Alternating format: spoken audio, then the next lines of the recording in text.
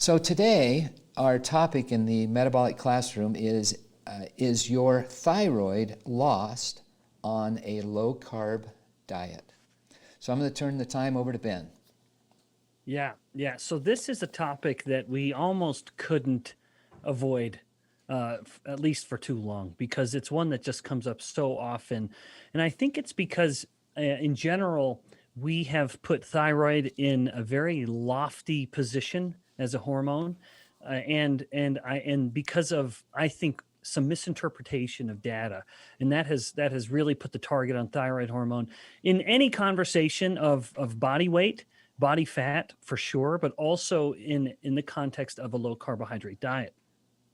So very briefly, thyroid hormone is really two hormones, and I'm just going to say thyroid hormone just for the sake of kind of keeping a common vernacular, or use the words everyone else does. So there are two hormones that are produced from the thyroid gland, and T4 and T3. And T3 is really where the rubber meets the road. That's the hormone that, when we classically think of thyroid hormone, that's the one that goes and gets the job done.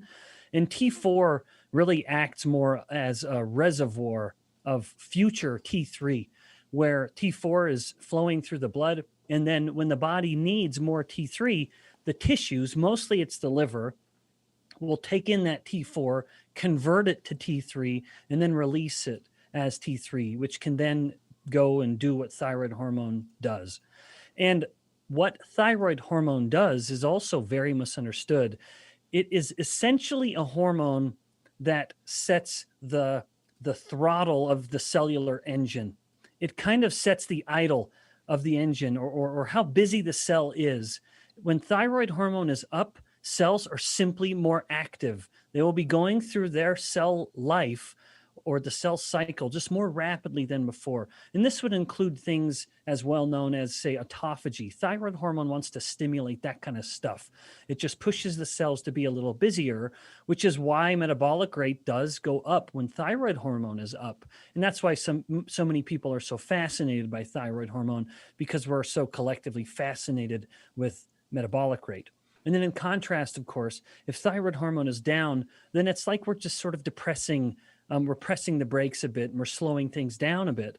And so the cell slows down its actions. And as you consider then all the cells of the body, because all of the cells of the body respond to thyroid hormone, then we have that depression in metabolic rate. Now, I would refer anyone to a previous discussion that we had, a previous metabolic classroom, where we spoke about the effects of thyroid hormone on the fat cell specifically. And those are, I believe, very relevant effects, insofar as thyroid hormone does influence the level of insulin receptors that you see on fat cells. And I think that is very relevant in any discussion of body weight regulation. Now, one other sort of physiological nuance when it comes to thyroid hormone. Thyroid hormone is under the control of another hormone that comes from the anterior pituitary tucked up into the brain. And that hormone is called thyroid stimulating hormone, or TSH. So anyone who's gotten a blood test of thyroid hormone, you would have T3, T4, and very, very likely you would have TSH as well, because TSH gives us an idea of how well the thyroid gland is working. And it does so through a process that we call negative feedback. Very briefly, if thyroid hormone production is low, so if the thyroid gland is producing less thyroid than the body needs, the brain would sense this, and it would increase its release of TSH. And TSH's job is to stimulate more thyroid hormone production.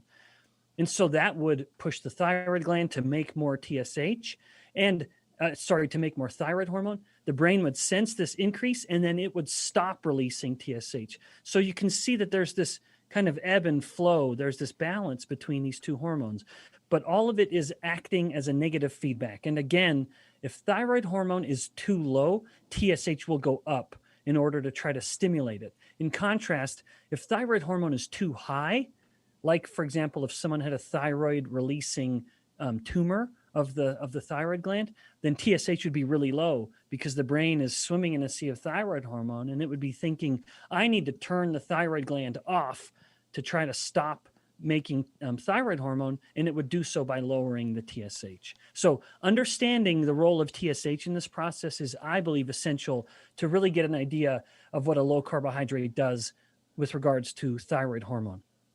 Now, the pop culture myth, it seems, is that thyroid is down, that the thyroid gland is somehow damaged in a low carbohydrate setting. That appears to be absolute nonsense, to put it politely. So they're up to this point of the sum of all the clinical studies that have looked at low carbohydrate and ketogenic diets. We probably have somewhere on the order of, I don't know, 100 people years or 100 study years. So when you consider every single subject in every clinical study and how long they've been on that, it's at least decades long now of studies or worth of data that we have. And there has never been one single mention of hypothyroidism in any one of these clinical trials that has ever been published.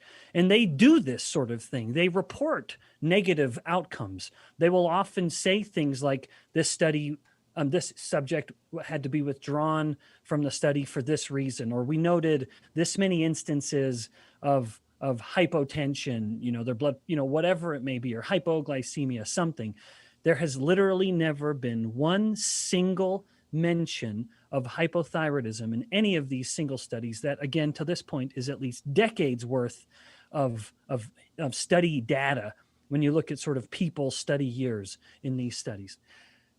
Not a single shred of evidence to show, again, that there's a clinically relevant reduction in thyroid hormone. However, having said that, and this is where I think some of these characters in the low-carb space are getting their information from, there are a handful of studies, and I have links in the show notes to some of this, that show a reduction in T3. So there are studies to show the thyroid hormone is lower than it was before, but not TSH. And TSH is sort of the brain's way of sampling the body's needs and basically asking, do we have enough thyroid hormone? And if the body were hypothyroid, TSH would be high because the brain would be telling the thyroid gland, hey, we don't have enough thyroid. This lack of carbs is killing us, and we need more thyroid hormone. So I'm going to push up TSH. That'll push up thyroid hormone. It doesn't happen. TSH stays normal. T3 drops. So this more sort of useful, the practical side of thyroid hormone goes down. Now, lest someone think that's a problem, let's present an analogy. Let's imagine we had someone who was overweight and unhealthy, and they had high levels of insulin because they were insulin resistant. Would we say that a low-carb diet is damaging the pancreas because their insulin levels drop? Of course we wouldn't. Any rational clinician or any rational person at all, if I may be a little insulting and bold to these people who claim otherwise, they would say, no, it's a good thing. That is universally a good thing. You are becoming more insulin sensitive and you have less insulin. You need less insulin as a result. So that's my analogy, and I think it's very apt. There is such thing as instances of thyroid resistance. And it's entirely possible that the reduction in thyroid hormone that we see when someone adopts a low carbohydrate diet is perhaps a result really of the thyroid hormone working better. And now they just simply don't need as much. Now, I am speculating here. There's no solid, hard, fast evidence to confirm my theory, but I think it's accurate. And I think looking at it as sort of analogous or a parallel to insulin and how other hormones, not just insulin, there are multiple hormones that will come down with adoption of a low carbohydrate diet. Why would we then say that thyroid hormone coming down reflects thyroid damage? There is truly no evidence to support it. And again, I believe there's a lot of available evidence we can point to that would have it by this point have reflected a thyroid problem if it were real. So that's it. Those are my thoughts. I admit this is a bit of a departure from typical metabolic classroom because I'm not just relying on showing figures or hard and fast data from a study, because no single study has really tried to put a finger on this. But again, Studies have shown reductions in T3. That, I believe, is what some have used as evidence to claim that a low carbohydrate diet damages the thyroid gland. And I think that is poor logic, and rather it perhaps just simply reflects an enhanced efficacy or sensitivity of thyroid, just like we see with insulin. And just like insulin levels come down, and we don't claim that's damage to the pancreas, we claim it's an improvement in insulin's actions. I think we should use the same dialogue and language with regards to thyroid hormone. T3 does appear to come down in many people, although it never goes outside of a normal range. It stays in a normal range, but it comes down. That's no more evidence of thyroid damage than low insulin is evidence of pancreas damage. Great. Love it. Wow. That's awesome. Yeah, and that's that. We get so many questions about this, don't we, coaches? Yeah. So I have a question for you. When you're looking at Hashimoto's, kind of an autoimmune thyroid problem, have you ever seen any data to show that you can improve that condition by doing low carb, like other autoimmune issues? Yeah. I don't know of a study that is in the context of low carb, but there are studies to point out the very strong connection between celiac disease and Hashimoto's. And I'm reluctant to say that only because gluten has become an easy villain in too many lazy, casual conversations. And I'm not one of those people. I was very cynical when I first heard a neighbor actually tell me how this person's thyroid gland had improved so much once they cut out gluten. And I just rolled my eyes and thought, oh my goodness gracious. Here we go again. Gluten is, as when Isaiah talked about the whore of all the earth, he must have been talking about gluten in the Old Testament. But in fact, the results in this individual were so dramatic that I thought I have to take this seriously. And literally within minutes on PubMed, which is kind of a database of biomedical publications, I found multiple sources identifying this connection. And so there's some, I guess what's relevant there, this may seem like a bit of a tangent, but it is still relevant to Hashimoto's. Almost every autoimmunity has an environmental trigger. And so it's someone who has a genetic predisposition to have a heightened immune system or an overactive immune system. Then there's something they expose themselves to that actually pulls the trigger. The genetics loaded the gun, and then the lifestyle pulls the trigger. And when it comes to Hashimoto's and low carb, although I don't know of a study to support this, but I do know people so this is anecdotal, who report an improvement in Hashimoto's with a low carb diet. I wouldn't be surprised if in many of these people, it's that they have, by avoiding carbs, they've avoided gluten, and that ends up helping them rather than, the carbohydrates per se. Interesting. Typically, I would say we don't see a lot of people who have improvement or, see their thyroid condition get worse. But recently, I have a client who has Hashimoto's, has been on medication for 20 years. And within the last year and a half, she's changed her dose twice, minimizing her dose of medication from being on a low carb protocol. And she's still continuing to lose weight and see improvement to her metabolic health. So it's kind of cool. Yeah. That's awesome. Well, I wouldn't be surprised if the absence of maybe of gluten or some environmental trigger is helping improve the production of thyroid. But I also wouldn't be surprised if my theory is a little correct, then she doesn't need as much. Her body's responding better to thyroid hormone. Yeah. And I think that's what's reflected when someone in these studies that do show a reduction in T3, it's just that T3 isn't as needed as it was before. There's a lower level in order to maintain homeostasis. And so the little bit that she's getting is just working better. We have some questions coming in about the topic that you just finished, Dr. Bikman. From Carolyn, what is the ideal TSH level in general? Oh, gee. I'm afraid I don't know. I don't know normal levels for the thyroid hormones. I can't answer that. I'm not sure. No worries. From Marcus. But I would say, sorry, Jack, to No, go that ahead. question, I would say I don't know of any evidence to suggest that the typical clinical range is somehow wrong. I would be quick to add that. So anyone who's gotten a blood test, almost every blood test, at least everyone I'm aware of, it'll give you a number and then it gives you a range of what's acceptable. I know of no evidence to suggest that range that you would get on a typical on any blood test is going to be somehow wrong. You know, like I make the case that the range given for insulin is terrible and it is skewed in absolutely the worst way.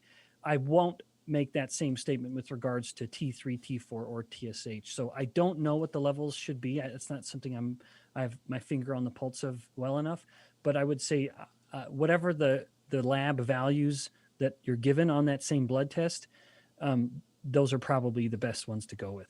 Now, Ben, if those are low, what do they do? If TSH is low? Yeah.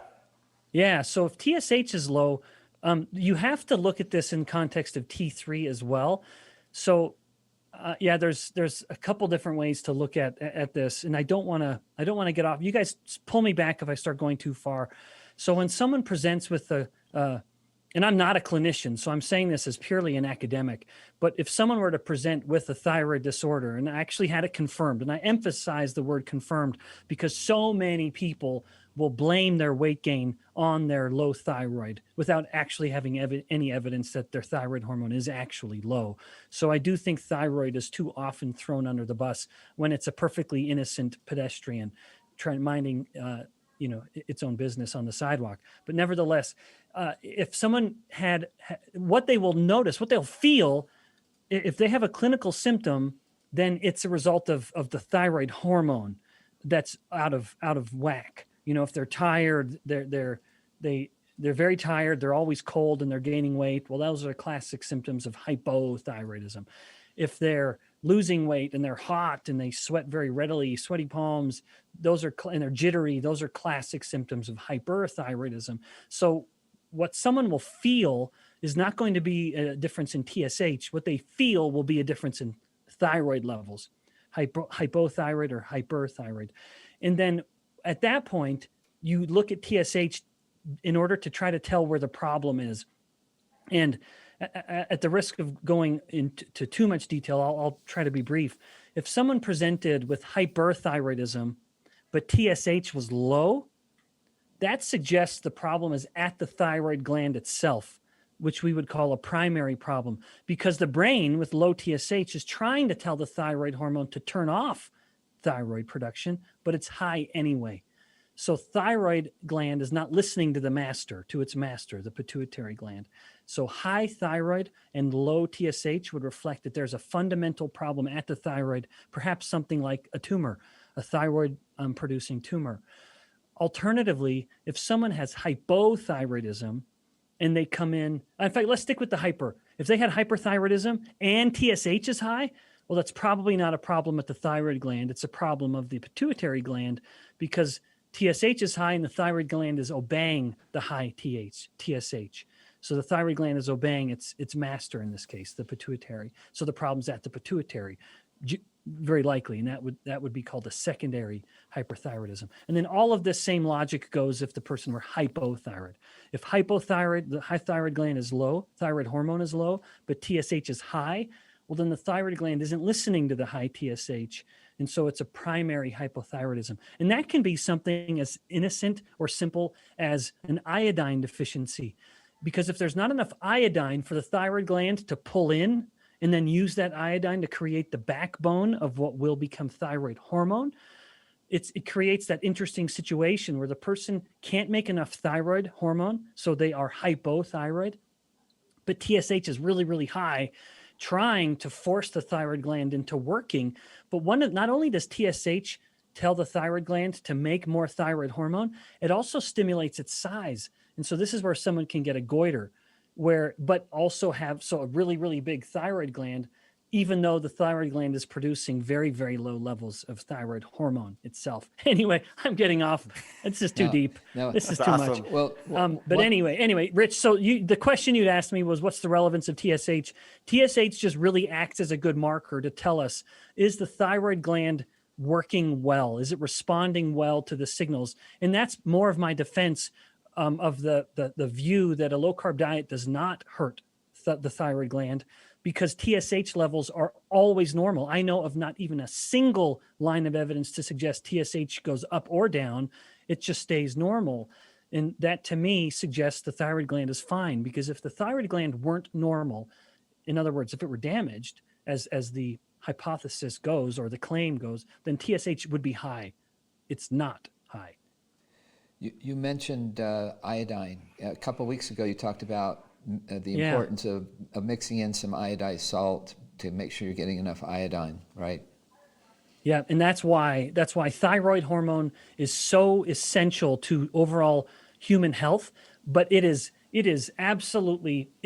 catastrophic in a fetus or a newborn, where in an adult who's fully formed and our neurological system is fully formed, the reduction, a deficiency in thyroid hormone is going to be very bad, and but it's not catastrophic, and it is reversible. The weight gain, the lethargy, all those things are reversible. But if it's a newborn or a fetus, if a fetus, first of all, if a woman doesn't have enough thyroid hormone, she very likely won't even be able to get pregnant. Thyroid is so essential to fertility that it's part of the cocktail in the woman's body that must be in place, that must be properly mixed in order to even be fertile in the first place. But if she has enough to get pregnant, and then let's say something happens to her thyroid gland during the course of the pregnancy, first of all, the body, it may be a miscarriage, but if she is able to carry that baby full term, the baby, it is catastrophic. The baby will have severe neurological and physical delays. And so it is catastrophic. Even in the newborn, if the baby develops in a normal thyroid mom or a euthyroid mom, but the baby's thyroid gland isn't working well, if you catch it early enough, then it's fine. You just start supplementing with thyroid hormone.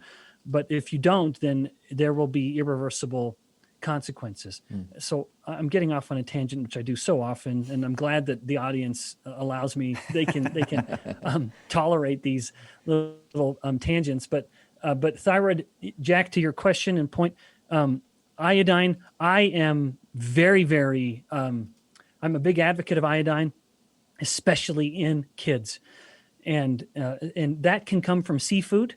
Very readily, but in the absence of seafood, then I do think you need to make sure you are getting some iodine from some source, and especially if this is a very clean home.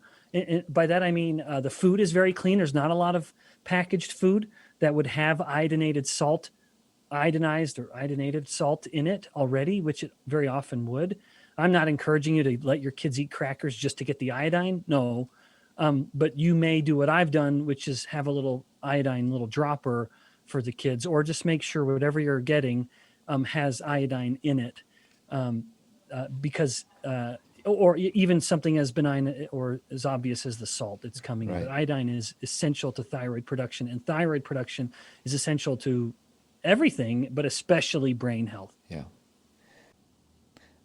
From Instagram, my thyroid function dropped around the same time I was doing ketogenic eating for 2 years, and now I have multinodular goiter.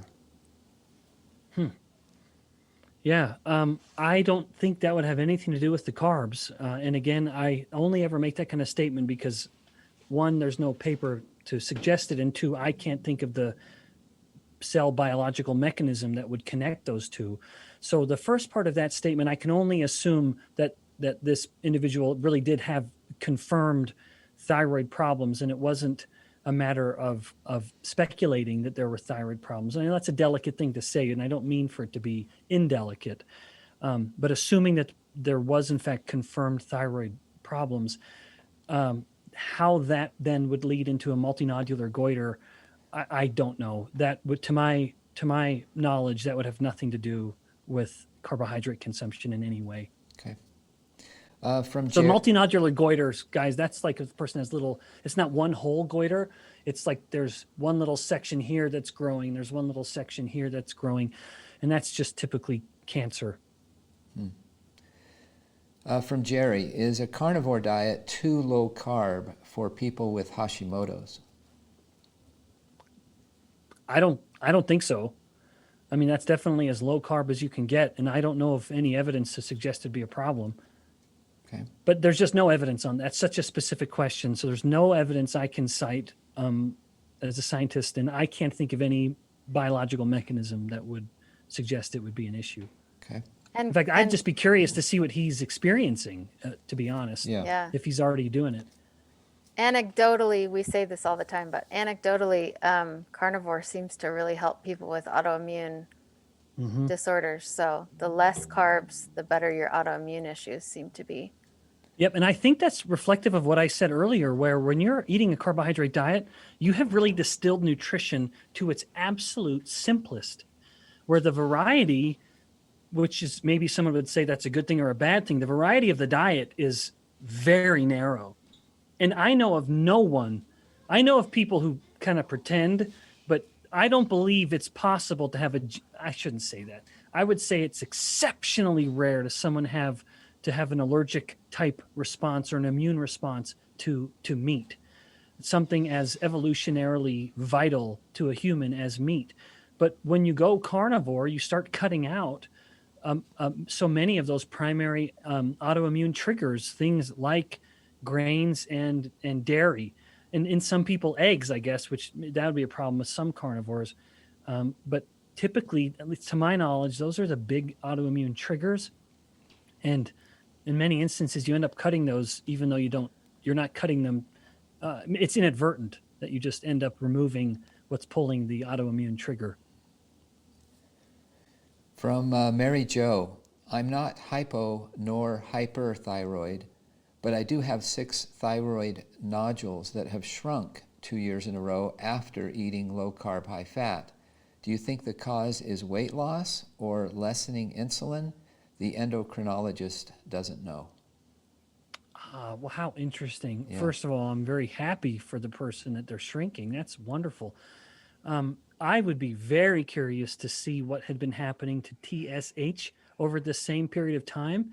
In fact, I'd ask her to, share that in the comment. Let us know what happened to your TSH. I suspect it had gone down because TSH is such a stimulator of the thyroid gland.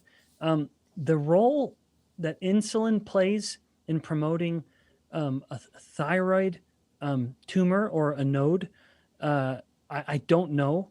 It's tempting to speculate that insulin plays a role insofar as there are other benign tumors, like of the breast or the prostate, that do become enriched with insulin receptors. It's part of the mutation. And so it is possible that the reduction in insulin would help shrink those because you're just losing that growth stimulus that insulin would be providing. But I can't really speculate anything beyond that. Thank you, Rich, Carly, Ben. Thank you all. That was awesome. What a great discussion today. I think my head's gonna explode. I know. Well, hopefully, to the original point, I do hope that some of our discussion has given some calm and clarity to people that were worried about thyroid, because there's so much myth and misunderstanding when it comes to thyroid hormone and low carb, and it really is just myth. There's no evidence to support the idea that a low carb diet's going to hurt your thyroid. Yeah.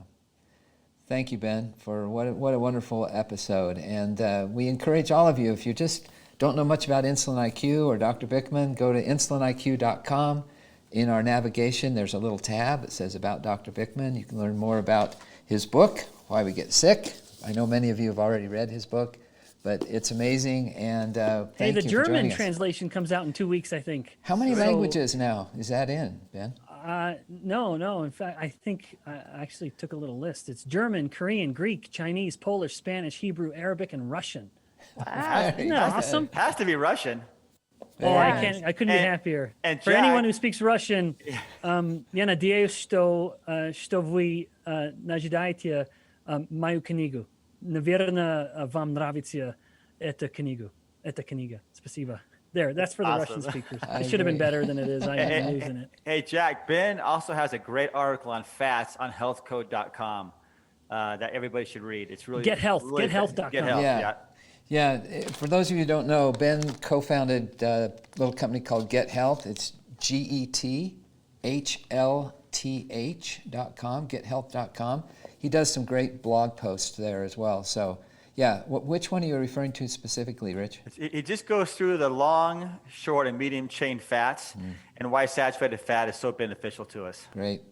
Really well written. Yeah, be sure to check it out. If you're following Ben on Instagram and you go to his profile, there's a link there to Get Health as well. So thank you, everyone. And Thanks, thank guys. you to all of our fans and followers for being part of the stream today. And we'll see you next week on Insulin IQ Live. So long.